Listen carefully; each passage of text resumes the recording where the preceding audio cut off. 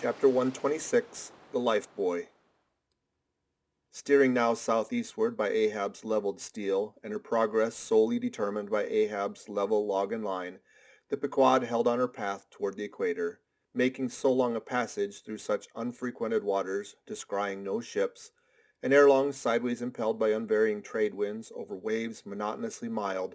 All these seemed the strange calm things preluding some riotous and desperate scene.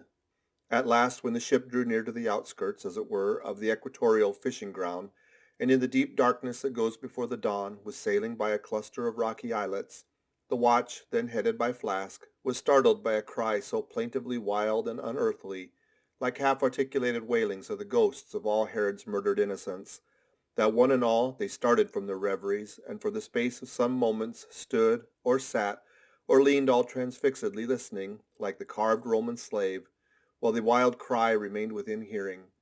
The Christian or civilized part of the crew said it was mermaids, and shuddered, but the pagan harpooneers remained unappalled.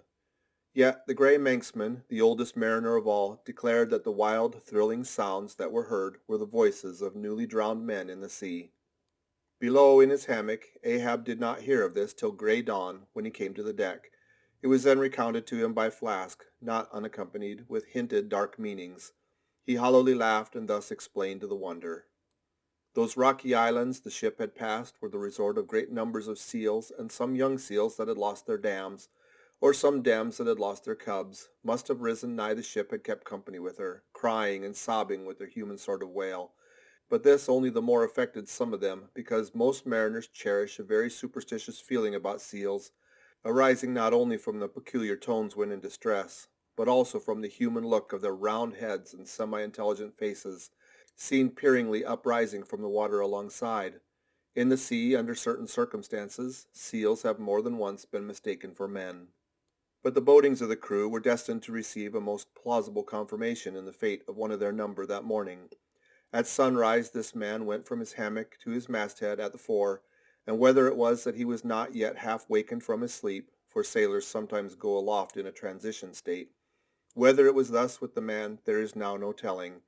But be that as it may, he had not been long at his perch when a cry was heard, a cry and a rushing, and looking up they saw a falling phantom in the air, and looking down, a little tossed heap of white bubbles in the blue of the sea. The life-buoy, a long slender cask, was dropped from the stern, where it always hung obedient to a cunning spring, but no hand rose to seize it, and the sun, having long beat upon this cask, it had shrunken, so that it slowly filled, and that parched wood also filled at its every pore, and the studded, iron-bound cask followed the sailor to the bottom, as if to yield him his pillow, though in sooth but a hard one. And thus the first man of the Pequod that mounted the mast to look out for the white whale, on the white whale's own peculiar ground, that man was swallowed up in the deep. But few perhaps thought of that at the time. Indeed, in some sort they were not grieved at this event, at least as a portent, for they regarded it not as a foreshadowing of evil in the future, but as the fulfillment of an evil already presaged. They declared now that they knew the reason of those wild shrieks they had heard the night before, but again the old Manxman said nay. The lost life-buoy was now to be replaced. Starbuck was directed to see to it, but as no cask of sufficient lightness could be found, and as in the feverish eagerness of what seemed the approaching crisis of the voyage, all hands were impatient of any toil but what was directly connected with its final end, whatever that might prove to be. Therefore they were going to leave the ship's stern unprovided with a buoy, when by certain strange signs and innuendos, Queequeg hinted a hint concerning his coffin. "A life-buoy of a coffin," cried Starbuck, starting. "Rather queer that, I should say," said Stubb. "It will make a good enough one," said Flask. "The carpenter here can arrange it easily." "Bring it up. There's nothing else for it," said Starbuck after a melancholy pause. "Rig it, carpenter. Do not look at me so. The coffin, I mean. Dost thou hear me? Rig it." "And shall I nail down the lid, sir?" moving his hands as with a hammer. "Aye." "And shall I caulk the seams, sir?" moving his hand as with a caulking iron. "Aye." "And shall I then pay over the same with pitch, sir?" moving his hand as with a pitch-pot. "Away! What possesses thee to this? Make a life-buoy of the coffin, and no more. Mr. Stubb, Mr. Flask, come forward with me." He goes off in a huff, the whole he can endure at the parts he balks. Now I don't like this. I make a leg for Captain Ahab, and he wears it like a gentleman. but I make a bandbox for Queequeg and he won't put his head into it. Are all my pains to go for nothing with that coffin? And now I'm ordered to make a life-buoy of it. It's like turning an old coat, going to bring the flesh to the other side now. I don't like this cobbling sort of business. I don't like it at all. It's undignified. It's not my place. Let tinker's brats do tinkering. We are their betters. I like to take in hand none but clean, virgin, fair and square mathematical jobs. Something that regularly begins at the beginning and is at the middle when midway and comes to an end at the conclusion. Not a cobbler's job. That's an end in the middle and at the beginning at an end. It's an old woman's trick to be given cobbling jobs. Lord, what an affection all old women have for tinkers. I know an old woman of 65 who ran away with a bald-headed young tinker once. And that's the reason I never would work for lonely widow old women ashore when I kept my job shop in the vineyard.